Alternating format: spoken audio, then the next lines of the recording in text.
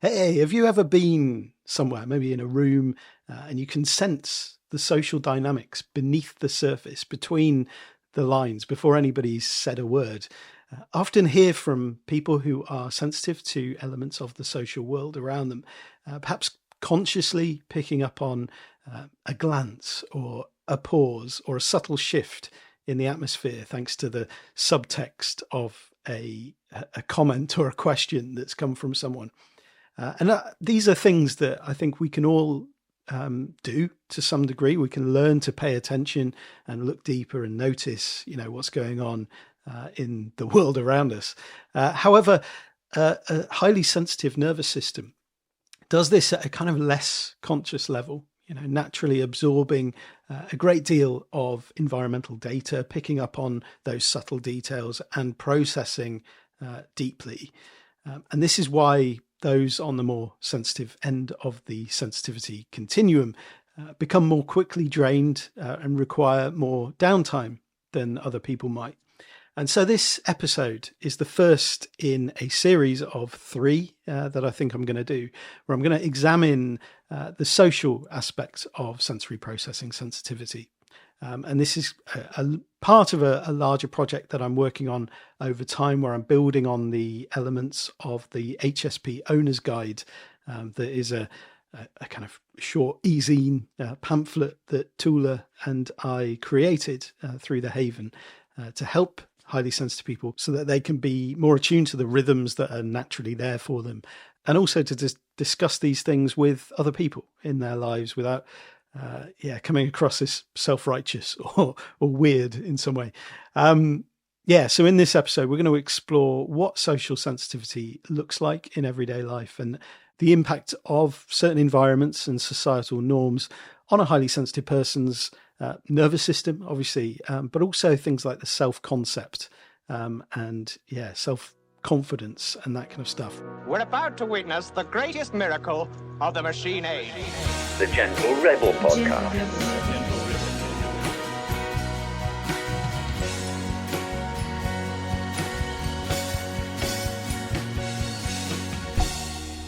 I'm so glad you could come.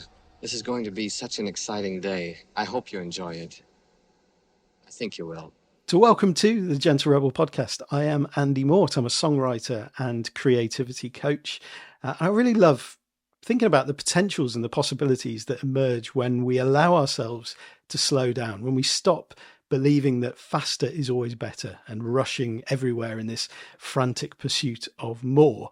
And then, let our sensitivity rise up in us as individuals and also our collective, our society, so that we might experience more of the playful, creative mystery in the world within us and around us and between us right now, in the here and now, because that, I believe, is what makes life worth living.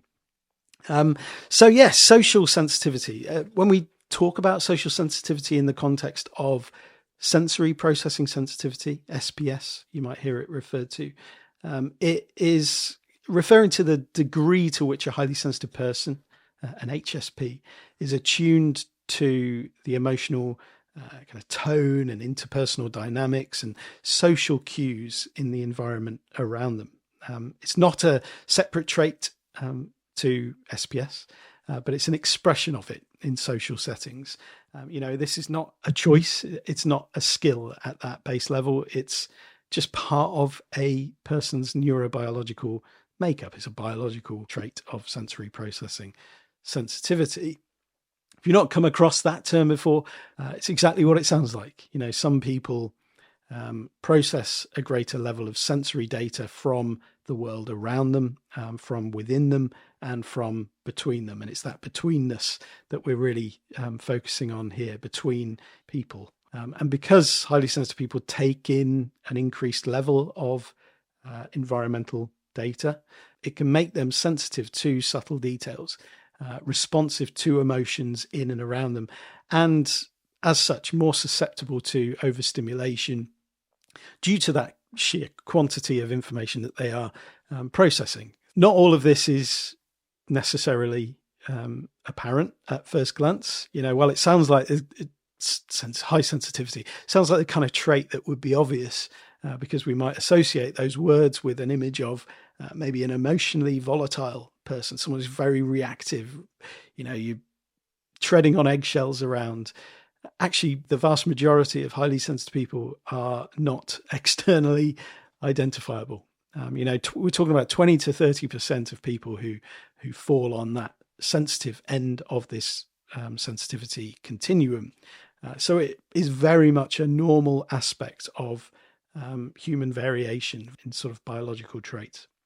It's also worth saying that while HSPs absorb more information, how they interpret the data that they process and that stuff that's going through their nervous system isn't necessarily objectively true. And so depending on a whole range of factors, especially those from sort of formative environments, growing up, dealing with situations and particular people and relationships, we might ascribe and assume meaning, stories, interpretations based on a pattern recognition that was coded early on in life.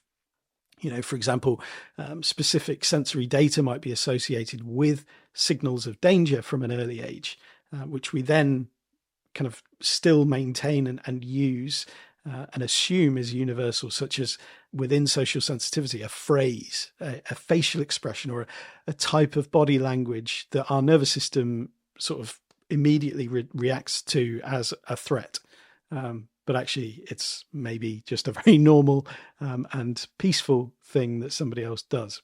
And this is why intuition can be a double-edged sword for highly sensitive people. And it's always worth, just pausing to consider the source of that intuitive nudge when we feel that sort of gut feeling about a situation or a person or an environment. Just sort of scrutinizing, do I have evidence that could be true right now? Or is this an old story, an old pattern re-emerging and telling me something about this that is not necessarily accurate? So keeping that in mind and setting it to one side, let's consider a few elements of social sensitivity that are often present for highly sensitive people. And hopefully it will become clear why it's worth having highly sensitive people as part of any well-rounded and strong collective. So if you're sort of listening to this or watching this and you're not a highly sensitive person, hopefully this will give an indication as to why it's worth having highly sensitive people around. So firstly, heightened potential awareness of social nuance. Highly sensitive people might pick up on subtle signals that others might miss, to talk about these micro expressions or changes in tone, subtle shifts in the dynamic of a group. And this can give them awareness that is required to read the room and respond accordingly. And it can also leave them more prone to internalizing tension or feeling responsible for others' discomfort. And so again, it's important to note that not all highly sensitive people respond to this in the same way. So we shouldn't universalize our experiences, say, just because I experience this as a highly sensitive person, that doesn't necessarily mean it's true for everybody. It depends on personality preferences, on history of trauma, on interpersonal relationship skills. For example, some may thrive off identifying the needs of a group or the people within a group and then catering to that because they just love being hospitable. They love that connection that comes from that. Others might feel claustrophobic due to the heavy, unspoken social dynamics or overstimulated by the apparent willingness of people to ignore the elephant in the room and other such issues that feel very present and very big. So they might just want to get as far away from those environments as possible rather than doing anything to address them.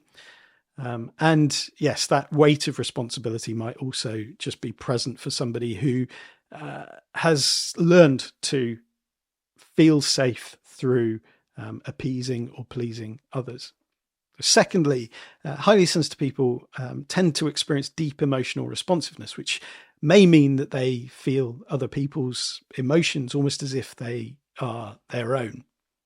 So they can absorb and integrate the feelings that other people have. And it can be quite confusing at times because it's like, why am I feeling like this? There's nothing other than then realizing, oh, it's because I've been hanging out with this person, or I've been in this environment.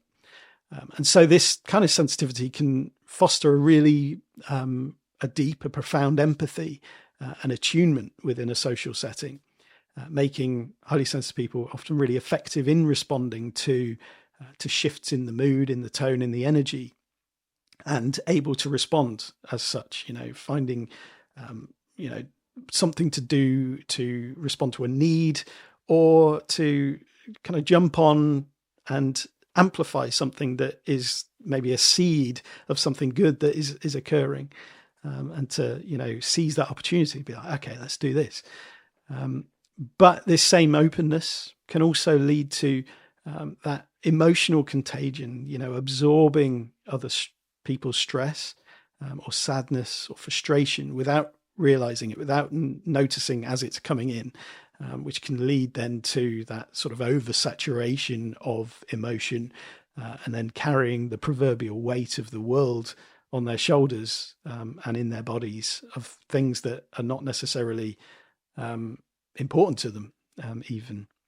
And so from a nervous system perspective, this is part of what makes the highly sensitive person trait really unique. There's quite a bit of research done into the kind of activation of mirror neurons, and the brain areas that light up to emotional awareness and recognition and processing. While many may struggle with emotional merging, I suppose, especially if they were raised in environments where this attunement was actually necessary for safety, it is possible to rewrite this story. Remaining anchored in empathy, in connection, we can build strong and solid boundaries to differentiate between our own feelings and those of others as much as is possible as a social species. So thirdly, rejection sensitivity and belonging. So due to the deep processing and empathy that we've talked about, highly sensitive people can be susceptible to perceived criticism, exclusion, disapproval, even when those things are subtle or unintended or non-existent. And this can lead to feeling like an outsider, even in groups of similar people. And sometimes that can lead to a preemptively withdrawing in self-protection, either in anticipation of rejection, sort of predicting that's going to come, or in response to their perception of rejection that is already present. And as we often talk about in the Haven, the highly sensitive imagination is a powerful tool in all sorts of ways. It can be a great source of joy and creativity and play.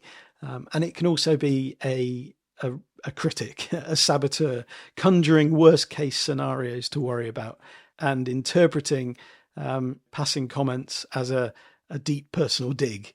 And so this pattern might have roots in early experiences of emotional unpredictability, inconsistent caregiving, criticism, maybe social exclusion, or ostracism in some way, for whatever reason. And then staying attuned to signs of rejection becomes this kind of emotional self-protection thing, becoming highly attuned to these signals, these things that might indicate that sense of rejection.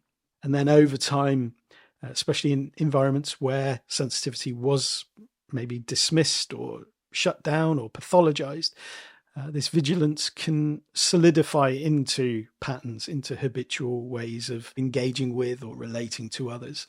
You might overinterpret social cues or self-censor or retreat from the vulnerability of connection.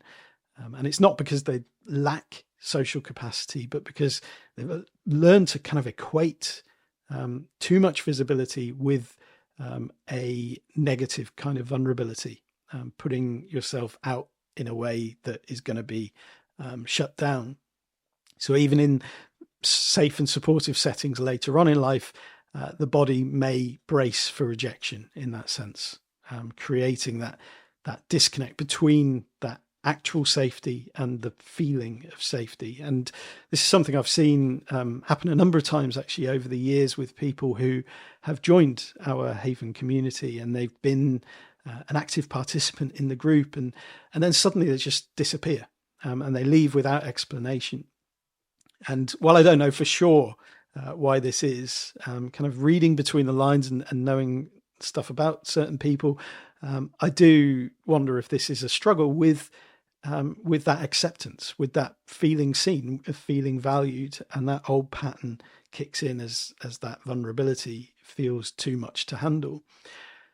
And the good news is that these patterns can shift, not by overriding our sensitivity, but by building and contributing to relationships and environments with that sort of safe social element to it, where it eventually feels safe to be who we are, fully ourselves and fully seen by others. So when a highly sensitive person experiences a consistent, regular emotional attunement and a sense of acceptance from those around them, a kind of unconditional acceptance, the nervous system can begin to relax its guard, allowing for more ease, more kind of safe vulnerability and connection with others.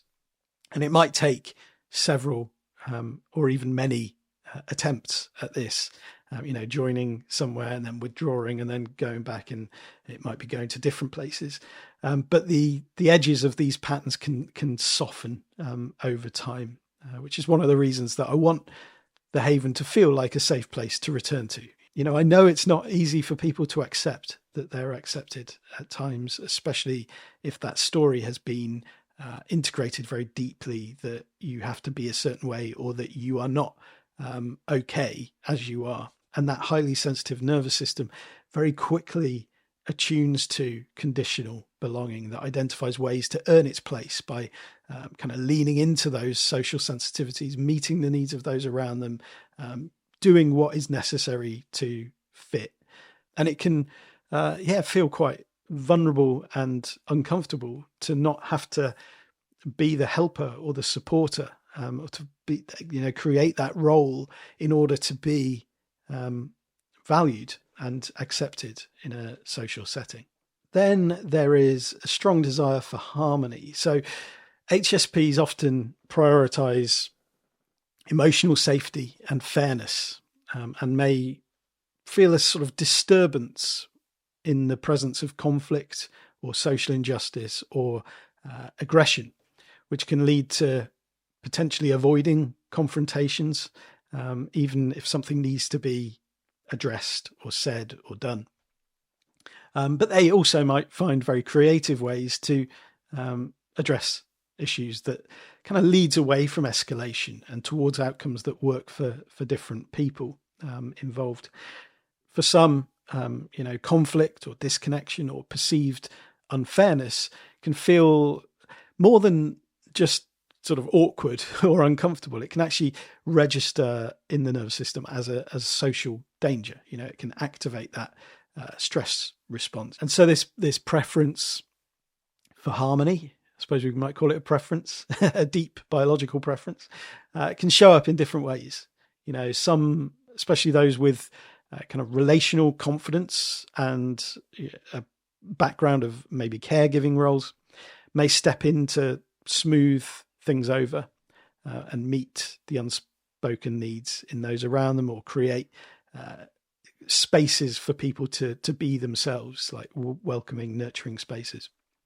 Others, particularly those who've maybe experienced relational harm or invalidation, may feel kind of overwhelmed by tension and choose to withdraw entirely. It might not be able to deal with that escalation at all, so they leave that situation, not because they're indifferent to it, but because they are kind of over energized by it, and they need to just get out of there.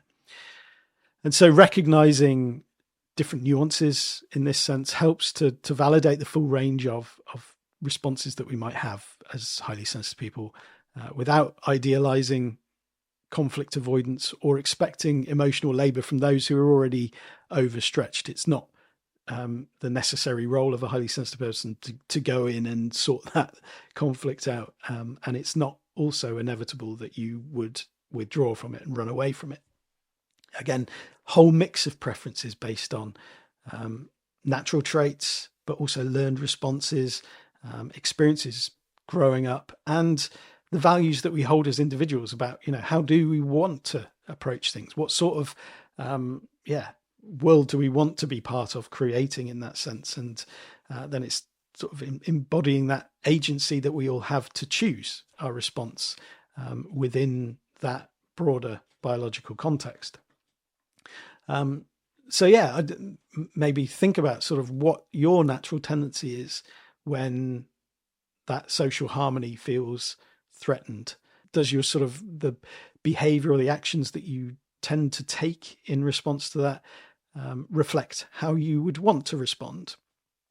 Or is there another way that you would love to sort of reshape that pattern towards over time? And then the influence of environment. So, social sensitivity isn't just like purely inborn. It's not just purely natural.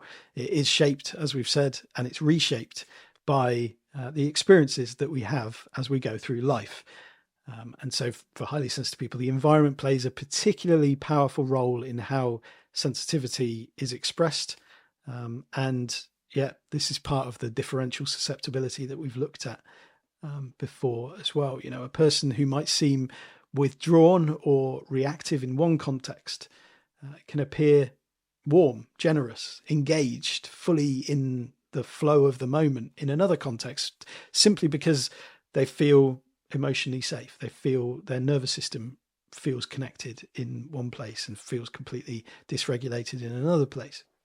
Maybe you can think of someone like that, someone who, they absolutely thrive in one context, but they just find it really, really difficult to be present, to be themselves, to be engaged in another context. Or maybe you experience that yourself, you recognize it from your own life. And so when environments are critical or chaotic or dismissive, highly sensitive people might adapt by kind of shutting down a bit, going quiet, becoming hyper vigilant, or even numbing out to it, sort of putting up a wall and distancing themselves, even if they're physically proximate, distancing themselves at a deeper level. And then in contrast to that, when surroundings are predictable, consistent, affirming, spacious, whatever it is that you need as an individual, the same nervous system, that same highly sensitive nervous system that was braced for negative stimulation, may be able to really relax and go deeply curious and into connection and creative flow in a way that others around them might not. And so, this again, just highlights that sensitivity is not a fixed limitation. It's a responsiveness. It's a capacity that in one place you can flourish or you can contract depending on the relational or the cultural soil that the seed of that sensitivity is working in. So I just encourage you to think about the question of environment. So what kinds of environments bring out your most sort of grounded, flowful, engaged self? And what are the settings that cause you to sort of enter patterns of shrinking back, hiding yourself, or shutting down? So rather than defining a person's personality, this kind of social sensitivity that we're talking about here really shapes how body and mind interact with the presence of other people. Picking up on, the unnamed or the unspoken emotional undercurrents and feeling attuned to nonverbal cues like posture, those micro expressions, tone shifts. One thing you might notice as a highly sensitive person is the mirror neurons kicking in, which might lead you to copy how the person that you're with is sat, or certain micro movements that they're making, or it might be they touch their face in some way or tilt their head, that kind of thing. It's kind of weird. I don't know if you've ever sort of noticed this happening or been in a situation where, it has occurred.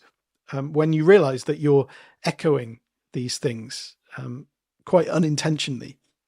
And sometimes it's really difficult to know, who is mirroring who here. You just find yourself sat, maybe your leg is crossed in exactly the same way as the other person, and you've got your hand to your face in the same way, or you're scratching your ear or whatever it is.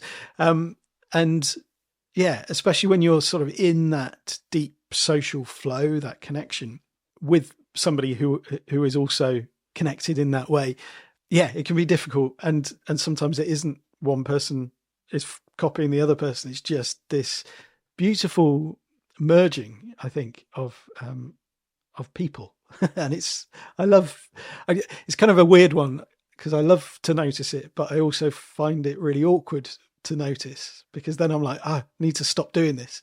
This is one of the things you're taught in terms of making and breaking rapport. And this is one of the things I learned when I was training to be a coach, was how, it was weirdly, it's one of those soft skills that lots of people don't have naturally, and you kind of learn it. And there's elements of it that concern me because it can be used in quite manipulative ways when people are doing it deliberately in order to try and make somebody trust them. What I'm interested in is the way that it occurs naturally and how highly sensitive people often just do it without even thinking. And it's the thinking that leads you to be like, I need to stop doing this. What's going on? Whether it's sort of mirroring, so doing, I'll raise my left hand when you raise your right hand, or matching, which would be we both raise our right hands. So we're doing exactly the same thing. But a mirroring is obviously you raise your left hand, the person in the mirror is raising their right hand. And it's just that sort of social connection happens very easily. Other things that you might experience, you might find it hard to concentrate in an emotionally charged or a noisy environment as you're sort of processing what's going on. Again, we can get distracted by the presence of strong emotions around us. Even if there's nothing like we can do about it, we know there's nothing we can do about it. The nervous system is taking all of that in and processing it on the fly, which is, exhausting at times. And hopefully all of this kind of reinforces this sense that we are social beings, and it's not simply a case of being a highly sensitive person and not wanting social interaction. You might crave these kind of deep and meaningful interactions with people, but you also need plenty of downtime in order to let this stuff kind of go through the flow of settling, of integrating.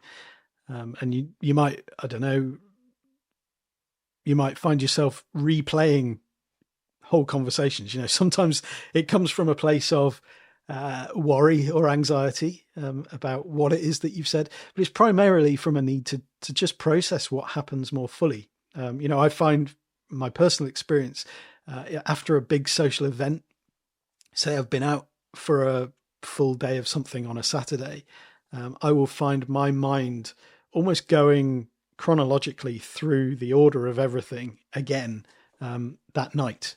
So generally I'll sleep really, really badly after a very busy social day. It's reassuring to learn that this is just how my brain absorbs and integrates those kind of stimulating experiences, and using that to know, okay, I'm going to need at least a day to recover from what is likely to be a poor night's sleep after a social gathering, and then I'll have a good night's sleep the following night. And there's also, this, as I said earlier, like the outward expression of many highly sensitive people is not what you would associate with those words. Not all of the stuff going on within a highly sensitive person is expressed outwardly. In fact, there's a huge amount going on beneath the surface. And you might sort of feel flat to some degree in social situations because the nervous system is managing so much of the stuff, the stimulation around. And so you might feel frustrated at this at times, especially when you're excited about an event and really, really enjoying something, but you might not be able to sustain a consistently high level of energy or engagement throughout the experience. There might be people who are worried that you're not enjoying it and might keep checking up on you, and that just sort of adds to the concern, because it's like, I need to please them by making it look like I'm enjoying it, even though I am enjoying it. And yeah, it just they have an expectation of what enjoyment is supposed to look like on the surface. And if you're like me, you'll find yourself just zoning out at times as you hand over to your body to process, and you might go into a mini shutdown, not as a stress response, but just as a state of energy preservation and that sort of oscillation between engagement and processing. It's like going into standby, I think. So yes, I'd be interested to know if any of those kinds of experiences ring true for you. We sometimes hear sensitivity framed as either a burden or a superpower, don't we? But the truth is, as is the case with so many things in life, it's a lot more nuanced than that. I don't really like this way of talking about sensitivity, because it is just a part of natural human variability in terms of our traits. It's neither a flaw to be fixed or a superpower to be sort of deified or idealized. And how it plays out depends on so many of those interwoven factors, the social expectations, the family dynamics, cultural norms around, sensitivity and emotion, workplace, educational structures, and those sort of formative experiences of trauma, safety, and belonging. And so, in cultures that prize speed, certainty, emotional restraint, a sensitive nervous system can become strained just by trying to meet the baseline expectations of that culture. And the constant effort to mask internal signals or to ignore relational subtleties, and to just, the elephant in the room is there, no one's looking at it, I need to ignore it.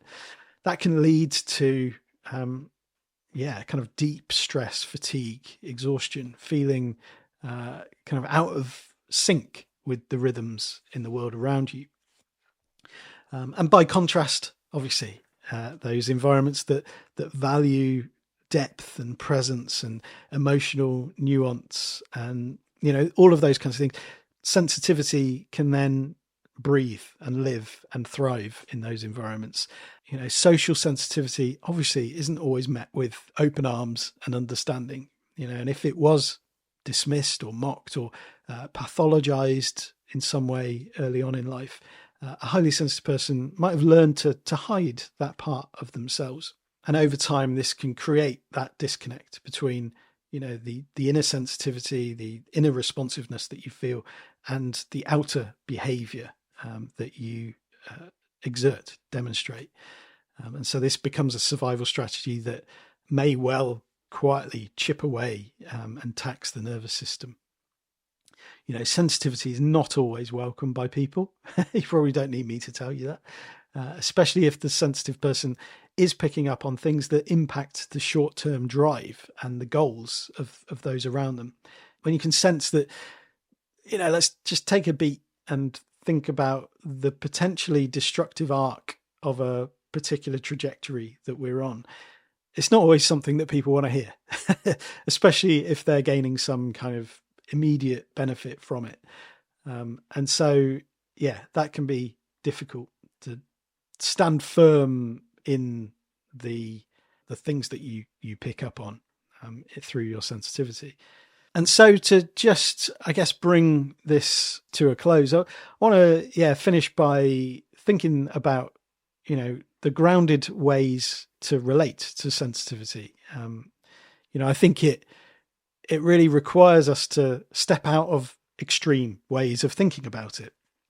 I believe this should be our hope when discussing and, raising awareness of the trait, to think that, sensitivity doesn't need to become your identity. It's not who you are, but it's also not something to fix or hide. Instead, it's, to be understood as a relational pattern shaped by biology, by context, by experiences that we have through life. And it's something that evolves with awareness and care. It's something that we can work with, live with, and shape our lives around so that it doesn't become this kind of central aspect of who we are in an identity sense.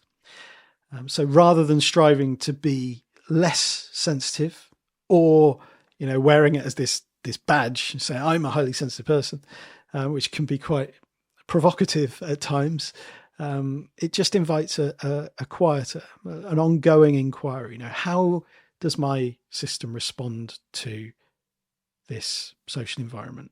What kinds of relationships feel nourishing to my nervous system, and which ones are just chipping away at it? Where do I need to adapt or mask my sensitivity in ways that are costly over time? Social sensitivity isn't about performing empathy or intuition or these things that we're talking about as like the byproducts of a sensitive nervous system. You don't need to be the one who always notices. You don't need to get all those intuitive nudges right. And in fact, you won't. But it's about learning to live in a world that doesn't often speak the language of a sensitive nervous system, and learning how to listen inwardly, even when that outer environment doesn't reflect it back, and to sort of stand with that firm back and soft front in the face of that. So the invitation here isn't to sharpen the sensitivity or to dull it. It's to build a relationship that works for us with the world around us through our just natural sensitivities and to let that rise within us. And so, in the next episode, we will get a little bit more into the challenges that can arise from social sensitivity, maybe thinking about boundaries in a sense, and rejection sensitivity, which we touched on in this episode, feeling like an outsider, and to explore how to work with these things, and how obviously they're not signs of personal weakness, but they are part of predictable patterns that deserve some thoughtful response and support. So yes, I look forward to seeing you for that. Let me know if you have any reflections or questions relating to what I've talked about here, maybe something that you'd like me to talk about in a future episode. I'd love to hear from you. Do leave a comment below if you're watching this on YouTube, or get in touch through the Haven, the-haven.co. All right, until next time, remember that you are an artist. The world needs your art. Now go and make somebody's day. Bye-bye. So shines a good deed in a weary world.